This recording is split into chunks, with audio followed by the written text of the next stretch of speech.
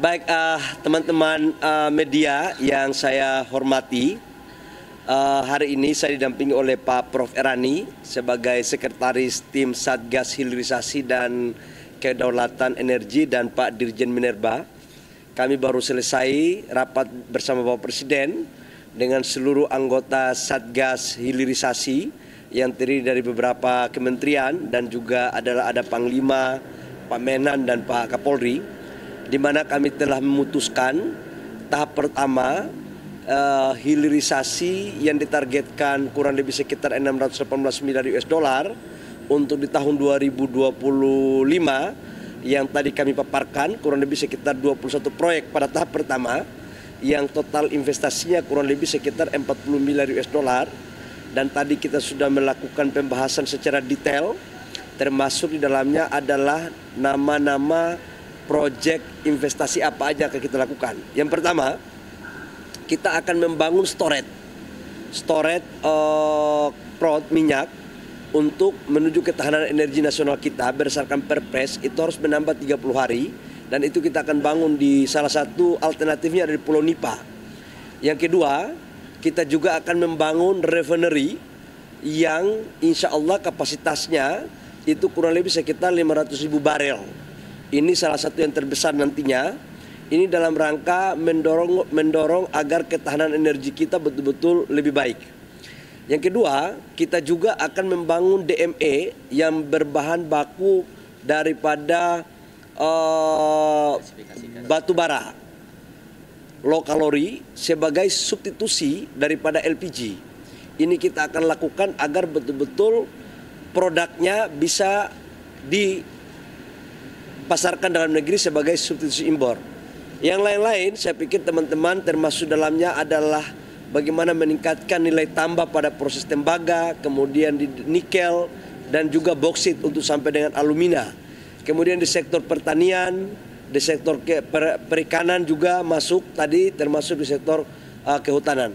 Saya pikir itu sebagai informasi awal yang perlu saya sampaikan. Silakan kalau ada yang mau ditanyakan. Saya ingin menjelaskan bahwa tahun-tahun sebelumnya DME ini sudah pernah kita lakukan dan bahkan sudah pernah melakukan groundbreaking, tapi waktu itu investornya dari Air Product itu kemudian mundur. Tapi kemudian ada juga investor yang menawarkan dari China, tapi juga tidak termampu diimplementasikan. Sekarang kita tidak butuh investor. Negara semua lewat kebijakan Bapak Presiden memanfaatkan resource dalam negeri. Yang kita butuh mereka adalah teknologinya. Jadi hari ini teknologi yang kita butuh. Assalamualaikum warahmatullahi wabarakatuh. Salam, Om Swastiastu, Nama Budaya, Salam Kebajikan. Kami dari Satgas Hilirisasi dan juga semua kementerian terkait, termasuk ada Pak Menteri KKP, kita baru melaporkan kepada Bapak Presiden beberapa proyek yang akan kita investasikan. Kita akan review di hilirisasi, dari hilirisasi mineral, batu bara, kemudian juga produk pertanian, produk kelautan seperti rumput laut dan yang lain-lainnya. Kita mendiskusikan, kita melihat proyek-proyek ini dampaknya gimana dari segi penciptaan lapangan pekerjaan, dampaknya ke segi ekspor seperti apa, penurunan impornya seperti apa, dan juga kesiapan dari tentunya dari pendanaannya. Dan dalam hal ini nanti kita dari semua kementerian akan duduk lagi untuk lebih mendetailkan program-program itu, proyek-proyek itu, sehingga bisa menjadi visible, karena ini investasinya juga harus memberikan return yang baik, yang acceptable, karena ini akan banyak berikan pendanaan misalnya oleh Danantara. Jadi Danantara juga kita akan melalui proses yang proper, melalui proses komite investasi, due diligence, itu semua step akan kita lalui, karena kita juga terbuka sesuai dengan industrialisasi yang ingin kita tempuh, yang ingin kita capai. Sehingga kita bisa mempunyai industri yang sehat, yang berkelanjutan, berkesinambungan, di saat bersamaan ini mempunyai dampak yang besar terhadap pertumbuhan perekonomian kita, dan juga yang paling penting yang tadi kita bicarakan itu adalah berapa banyak pencipta lapangan pekerjaannya, Pak Menteri ya.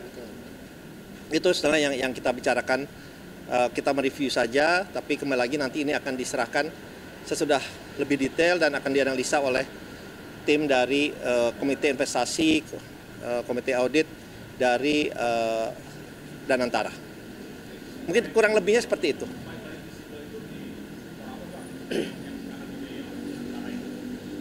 Ya tentunya kita juga melihat dari segi kesiapannya, karena ini kan beberapa proyek ini memang kita memerlukan visibility study-nya lebih rinci lagi, lebih detail lagi, dan tentunya bagaimana ini yang paling penting bisa melibatkan para petani, contohnya rumput laut, nelayan, budidaya ini kan sangat bisa melibatkan petani, budidaya udang dan yang lain-lainnya. Jadi tidak semata-mata hanya dari melihat returnnya saja, misalnya returnnya 14% atau 15%, tetapi juga dilihat dampak-dampak lainnya yang positif, yang terutama dampak ini bisa terus-menerus.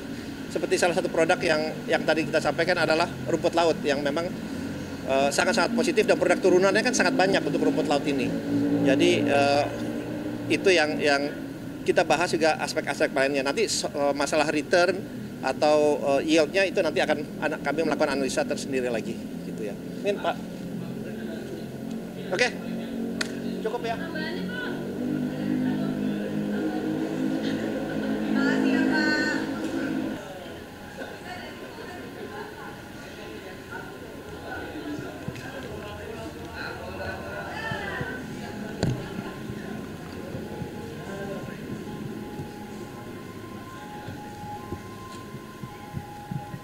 Bahas hilirisasi ya, jangan bahas yang lain-lain.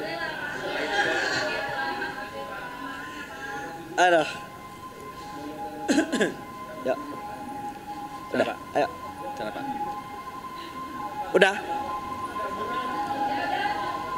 Baik, ambulans. Aduh.